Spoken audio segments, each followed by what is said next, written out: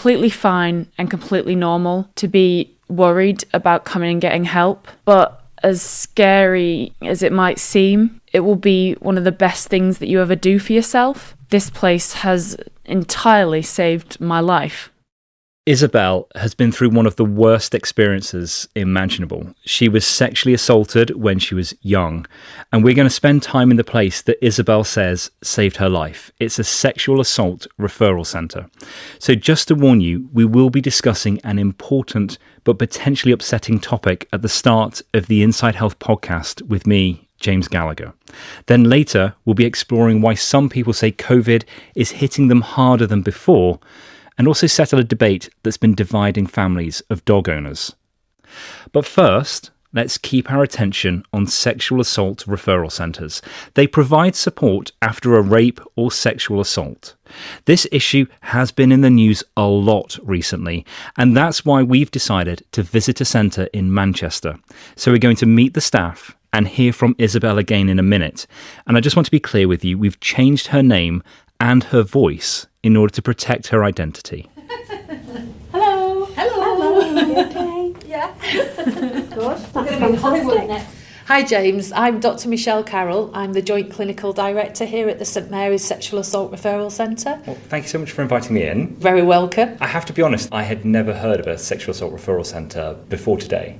I think you're probably not on your own there, James. I think an awful lot of people have never heard of a SARC, as we tend to abbreviate the name to. So what happens here? So we are basically a one-stop shop for people who have experienced sexual assault, and we can offer health advice, practical and emotional support. And we should stress that we've come at a time when there's nobody else here. We're not intruding on anyone's privacy while we're here Absolutely. and having this conversation and having a look round. Is it busy here normally? We are very busy here. In the 22-23 year, we saw almost 1,400 cases just for a forensic medical examination. And we see people of all genders, all ages. And do you just walk in the door if you need help? The vast majority of our patients will attend with the police, but we do have the option of people attending a self-referral process. It's a dedicated safe space for people who have experienced sexual assault. So it's a combination of putting the person who's been sexually assaulted at the centre of it and making sure they're okay, but also if evidence needs to be collected, that it is collected. We have to remember that something has happened to these people that they've had no control over, and it's really important that we equip them then with the skills to make the decisions about what they want to happen next. What are people like when they come in? I think it is a very frightening step to take, especially because of what's just happened. But I'd like to think that when people arrive, they are instantly reassured by the welcoming faces that meet them. Oh gosh, on the first day I came here, I was in a very, very bad state. There was a lot of suicidal ideations, very heavy depression and anxiety and PTSD. I was having flashbacks a lot of the time and disassociation. I suppose we should start with what happened to you before you came here, if that's okay. When I was younger, I was sexually assaulted by someone that was close to me for about 2 years. You know that something's not quite right, but it's very difficult to be able to tell that, like, no, this is wrong. I originally came here after I'd reported it to the police for a medical check. I was very hesitant. I didn't want to have to go over everything again and again and again. So I was really worried that this place was just going to be somewhere else, that I was going to have to explain my entire story. It wasn't going to help me. I didn't want this help. I didn't think I needed it. I was going to work through it by myself, which, looking back, would have been a terrible idea. When you come in, everyone is really, really welcoming, and they're smiling and very, very nice. It just puts you at ease a lot. So you'd be met at the door by one of our crisis workers and escorted straight into one of the forensic pods. That pod will only be for the use of that person for the duration of the time that they're with us at the centre. Would you like me to show you one? Go for it, yeah. So James, this is one of our forensic suites, and when somebody arrives, they'll be shown straight into the initial room, which is this room here. So the crisis worker takes the opportunity to make sure that they're okay, sit them down, give them a brew, and basically just equip them with, Put them at ease, absolutely, and just explain to them what we can offer. And this is just a comfortable, quiet room with a chair and a sofa. So James, this is the medical room, and this is where we conduct the actual physical part of the examination. And what would a medical examination involve? So the patient would go behind the curtain on their own. They would be asked to remove the clothing that they're comfortable to remove, and they put a special gown on that will keep them covered all the time. And we would examine their body with their consent, one little part at a time, so they're never completely naked with a stranger peering at them. We explain what we're doing as we're doing it, and we're looking for injuries, we're documenting those on body charts, and we're taking forensic samples. And at this stage, is this mostly about collecting evidence if you wanted to go down like the criminal justice route, or is it about the person's health as well? So it's absolutely dual purpose. We offer things like emergency contraception. We'll consider whether they need immediate preventative treatment for infections like HIV. Imagine if you're coming into here, you must be feeling incredibly fragile, and then you've got to go through a really intimate medical examination. That's not easy. No, I agree, and we are very conscious of that. And I think the important thing to stress is people don't have to do anything. They can just come and have a chat. And I think many people will leave just feeling that little bit lighter. So this is the comfy room, as we call it, or the post-examination room, where people will come in at the end and can sit, maybe have some tea and toast. We have sofas and chairs in here. We've got pictures on the wall. You can see the fish tank. And how long does the whole process take from someone coming to leaving? So it could be as short as maybe 2 hours. If somebody has a lot of injuries, it might even be 5 or 6. We're able to give people the time that they need. As long as it takes? As long as it takes, absolutely. And what care is provided after somebody leaves? So one of our independent sexual violence advisors will get in touch with somebody in those few days after they've attended the St Mary's Centre, and then they'll be passed on to one of our counselling colleagues as and when they decide, if they decide that they want to access counselling.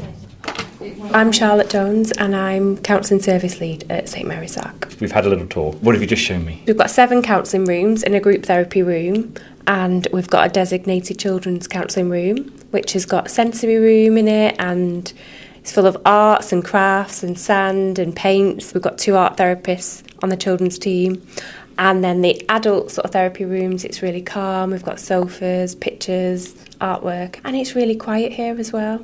So after somebody has been sexually assaulted, what impact does that have on someone's mental health? What we actually see when people come here are a standard set of symptoms that generally are in everyone, really, that's been through sexual abuse or sexual assault. So things like flashbacks, nightmares, anxiety, panic attacks. There's a lot of self-harm, suicidal thoughts, guilt, shame, fear, overwhelming fear. So how do you go about helping someone who's got all of that going on? The first thing we need to do is just assess where they're at. Then it's like, well, what's affecting them most? What's leading to guilt, the shame, the suicidal thought? Have they got any hope? Are they functioning? You know, a lot of people can function, you know, and go to work, go to school, but a lot of others can't. So the first thing we do is look at stabilising those symptoms. So looking at coping strategies and sort of stabilisation techniques. How long a journey is it? We offer up to 20 sessions at SARC, and I think, to be honest, for most of people, they would need to come back for another episode of counselling. Is it a journey that never ends? Yeah, it's symptoms that don't go away, and significant triggers can send a person right back to the start, temporarily, and that at that point they may need to come back for help. Charlotte is absolutely great. I honestly don't know what I would have done without Charlotte, to be honest. She's an absolute miracle worker, an angel of a woman. She's beaming in the corner. She is. It's weird to talk about you while you're right there. I've been here for 3 years now, and I don't want to leave. I'm really, really glad that I found this place. Has it been a lot of work? It has. We've done a lot of work to help me get through and process a lot of what happened to me. How do you feel now compared with then? It's a strange thing, really, because I'm so much better now than when I first came here, but it's not something that you tend to notice, to be honest.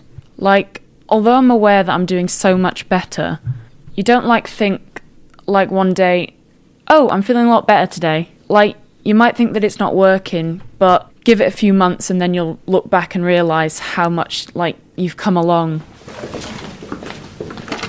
As you can see, we've got 12 upright freezers in here, and those are storing all the samples of the self-referral clients that we've seen over the years. How long do you keep it for? So currently, the guidance is 2 years. Most people who are going to decide to make a report to the police will make that decision within that time. Michelle, I'm coming back to one of the questions that I asked right at the very beginning about, am I in an NHS facility or am I dealing with the police? Because you've got the evidence on site, you've gathered it. Is it a normal doctor-patient relationship? This is where we're quite different from our other medical colleagues, and we make that very clear to our clients when they attend, that we can't promise complete confidentiality because they may be involved in the criminal justice process and we might have to share that information with police.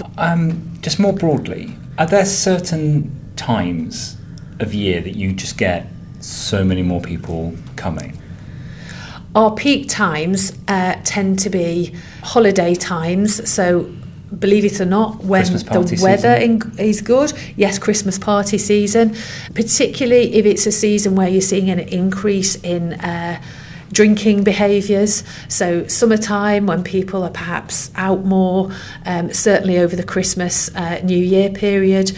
And when it's in the news a lot, which it has been recently, does that also lead to people coming more? Certainly when there is more discussion about it in the media, I think it does encourage people who have recently been sexually assaulted to try and find out where their local centre is and to make that link with us, which is a positive thing. It's sad that we have to be here and see so many people, but we see it as a positive when people reach out and make contact with us.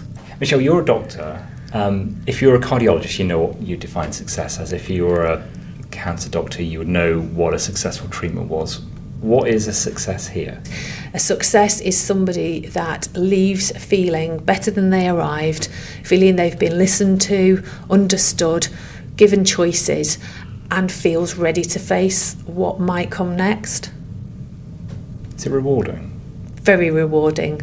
We had a medical student attached to us recently who said that we were the happiest team that she'd worked with in the NHS, which might sound quite bizarre because it is interesting because you're probably dealing with some of the worst experiences people have been through. We are, and we are exposed to some of the worst of human behaviour, but I think because we know that we're making a difference, that brings with it enormous job satisfaction, which actually sounds quite selfish, doesn't it? But it's what keeps us doing what we do every day. Well, thank you so much for having me in. You're very welcome. What would you say to somebody who was nervous about coming to a place like this? I'd say that it is completely fine and completely normal to be worried about coming and getting help. But as scary as it might seem, it will be one of the best things that you ever do for yourself. Because even if you think that you're absolutely fine and you don't need the help, if you've been through something traumatic, it can really, really help you and really, really benefit you. And I think that it's something that everyone who's been through something like this should do. What difference has it made to you for kind of like the whole of the rest of your life? I don't think this is something that anyone ever really gets over, but you find new ways to cope with it, and it's just eventually will become one of those things that you don't think about on a day-to-day basis. It's just something that you'll get reminded of and be like, oh yeah, that was not a fun time of my life. But you do manage to move past it. I'm hopefully going to uni to study law to help people like myself who've been through similar things. I know that a lot of the time these kinds of cases don't always go the way that we'd like them to, and I just want to kind of be there for people like me. And if I can be that person for someone, then I absolutely want to. Thank you so much to Isabel for sharing what happened to her, and best wishes from the team at Inside Health for your future legal career. Just a reminder, we changed Isabel's name and voice to protect her identity. And thanks as well to everyone at St Mary's Sexual Assault Referral Centre in Manchester for having us in. And if you've been affected by child or adult sexual abuse or violence, details of help and support are available at bbc.co.uk/actionline. Now, when we were at the centre, we met one member of staff who was just back after being floored by COVID. And it's been a familiar tale wherever I've gone. Friends, here at work, my children's school. It seems like something is going on with COVID. So is it? And could it actually be rougher this year than last year? Well, to discuss, we're joined by a friend of the programme and immunologist at the University of Edinburgh, Professor Ellena Riley. Ellena, welcome back to Inside Health. Thank you very much. It's lovely to be back. And I hear since the last time we spoke, you have finally also succumbed to COVID. Yeah, 3.5 years in, and it wasn't very nice. Well, you've finally caught up with the rest of us, but it does seem like a lot of people are catching COVID again. I don't know if it's just my social circle, but there just seem to be quite a lot of people getting COVID, sometimes for the first time, sometimes for the third or fourth time. Yeah, absolutely. And a lot of them, like me, have been knocked out by it for a couple of weeks or more. Now, we're not testing as much as we used to be. So do we actually know if COVID is having a moment, or is word of mouth the only thing we've got? There isn't any large-scale routine surveillance of the population going on, but there is still surveillance going on in hospitals. I haven't seen any recent data giving any figures of the sort of proportion of people that have had COVID in the last 3 months or so, but I think there does seem to be a general agreement that there has been a bit of a surge in cases, or at least a surge in symptomatic cases. So, Ellena, do we understand why people might be getting it again now? I don't think we have a definitive answer to that, but there are a couple of hypotheses. The first would be that people's antibody levels against COVID are probably as low now as they have been since the vaccine was first introduced over 2 years ago, because it's coming up to a year since most people will have had a booster, and a lot longer than that for many other people. So I think antibody levels, which are what protects us from getting infected in the first place, at a population level, antibody levels are probably quite low at the moment. So more people are susceptible to becoming infected. And then I think it'd be fair to say that the antibodies that we have got probably aren't as protective against the new strains as we would hope that they might be. And a similar question, Ellena, why is it that some people are saying that they're getting it really rough this time? We've said in the past, you'll get it over and over again, it'll get milder each time, and eventually it'll just be a sniffle. I think we had hoped that would be the case, and it might well get to that point. I don't think we've reached it yet. I think, again, because their antibodies are lower, a higher dose is getting through and causing a more severe bout of disease.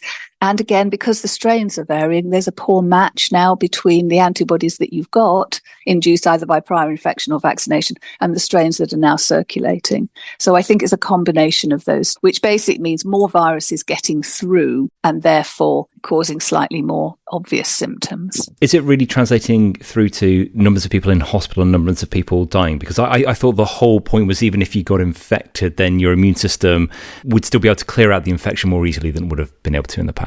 And I think that's still true. So the immune system against COVID works at 2 levels. We have our antibodies that are the first line of defense. And then we have the second level, which is predominantly mediated by our T cells. Once the virus gets through that first layer of defense, it gets hit by the T cells. They will stop you getting severely ill and ending up in hospital, but they might make you feel quite ill in the process. So they're killing off the virus that has got past the antibodies.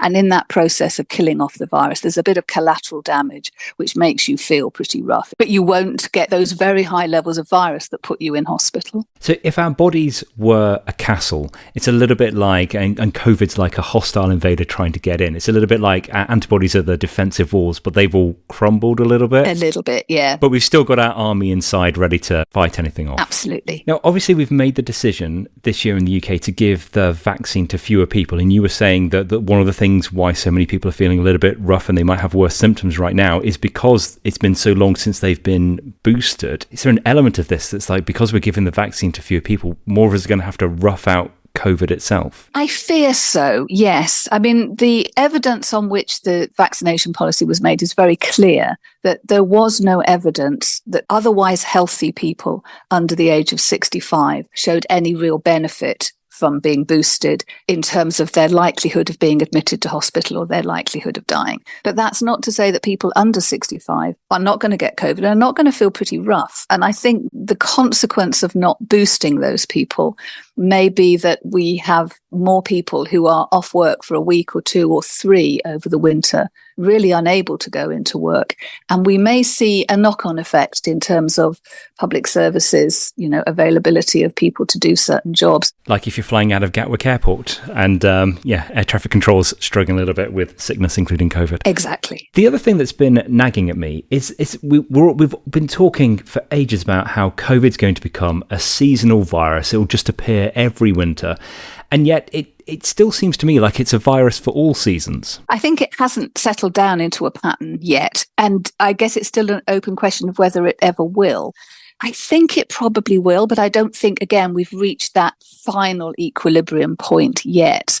The virus is probably going to do better in the winter when we're all indoors and huddled up next to each other. But if a new strain comes through, it can spread even in the summer. Sum it all up for me. How do you feel going into this winter about COVID? Well, it's not just COVID. Flu and COVID together are going to put a strain on our hospitals. I would hope that after 3 years of figuring out what we need to do to prepare for this, we are at least psychologically a bit better prepared for it, and hopefully we are practically a bit better prepared for it as well. Are we overreacting to COVID even now? Even having this conversation, Ellena, is it too much? No, but I would prefer the conversation to be about COVID and flu together, because last winter more people died of flu than died of COVID. We'd already reached that point where flu is still a bigger threat than COVID.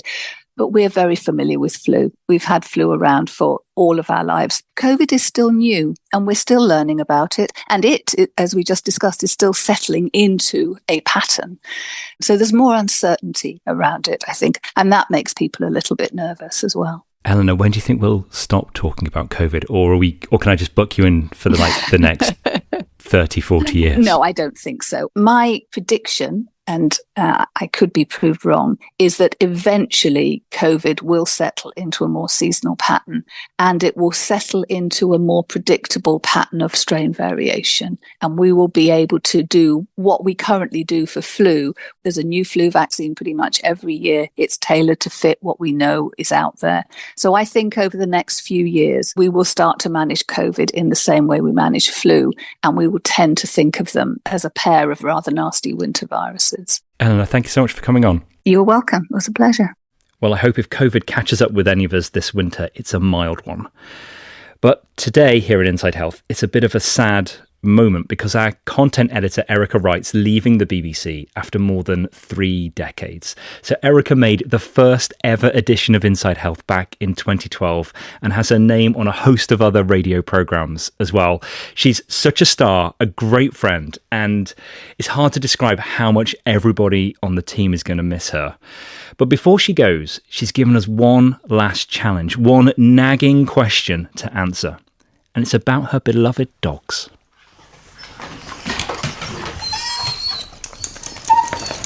They're singing for your supper. Here we go. Come on. Lift up.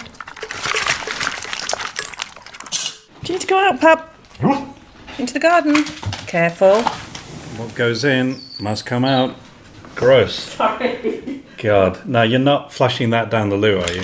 Why ever not? I've picked out a loo roll. I cannot believe that you're putting dog poo down the toilet. That sounds disgusting to me. Yeah, well, it's a bit of a classic question, really, isn't it? Because loads of people pick up after their dogs like I do. Okay, maybe not always in their garden. I genuinely want to know the answer. And if you go online, it's completely confusing. Yeah, you want to know too. Well, we're joined now by Dr. Frances Hassard from the Cranfield Water Science Institute. And Frances, we've spoken before. Did you know that you're now in my phone as just Sewer King Francis? It's not the first time. So we've got this question from our editor, and it has been nagging her for a long time. It's been discussed in the office so much it's untrue. Is it a good question? It is a very good question. So why wouldn't you be able to? What's the theoretical argument that says you shouldn't flush dog poo down the toilet? Because you flush human poo down there. Yeah, well, hold on, James. Let's have a think about this. So If we're talking about the facilities, so we're talking here about the toilet and the wastewater treatment facilities that look after our poo, they're actually okay. They can deal with whatever type of poo you want to put down the toilet, really. There are a couple of health concerns. The internet is full of people arguing it both ways. I've read all kinds of things like, oh, well, parasites don't get cleaned up in human wastewater treatment facilities. There are some pathogens. So pathogens are things that can cause harm to humans or animals. You might have heard of some of them, James. So they're called protozoan parasites. So things like Giardia and Cryptosporidium. Can our sewage system cope with them? You are flushing fairly small poo, possibly, depending on the size of the dog. I've seen some monsters in my time, but it is being diluted substantially in the water. So that's good. And then obviously the wastewater treatment processes that we have in place do help to remove some of those pathogens, but by no means all of them. Does that matter, though? Because we don't drink that water, do we? You're right there. The water does, however, go back into watercourses. After it's been treated, it is discharged into the environment. And there is the possibility that those pathogens could then get back into our drinking water. And I suppose, Francis, if you are flushing it down the toilet, you've got to get that poo to the toilet. That's like a hygiene risk anyway, right? There's probably very few dogs that are actually toilet trained in the traditional sense. I've seen some interesting clips on YouTube and things like that. But yeah, they're probably reading the newspaper at the same time as sat on the bowl, right? Yeah, that's right. But yeah, front and centre, James, there's a health risk associated with handling poo, and there's also the toilet cleanliness issue around flushing dog poo, which would then need more cleaning. Do you have any pets, Francis? Lucky enough to have a dog and the proud owner of 13 fish. I won't ask what happens to the fish poo. What happens to the dog poo? We have a garden, and so generally he tends to soil my garden. Do his business outside. Indeed. Yeah. So it's dog poo bag and then straight in either the council operated dog poo bins or straight in the black bin. But you're not in your garden with a little spade scooping it up, then walking in through the house, up the stairs, and then flushing it down the toilet. No, dog's called Max, by the way. Bit of a legend, miniature poodle with a big attitude. He, he's pooing probably 3 or 4, maybe 5 times a day. That's a lot of water. You're going to add to your water bill substantially. And I'm guessing you don't want people going out for a dog walk and then coming back with a collection of poo bags and flushing those. Definitely not. So dog poo bags is something we do not want to be putting down the toilet. So Francis, what is the bottom line? The bottom line is you can flush dog poo and pet poo in the toilet, but I would recommend you dispose of it in your black bin and or dog poo bag. Well, Francis, thank you so much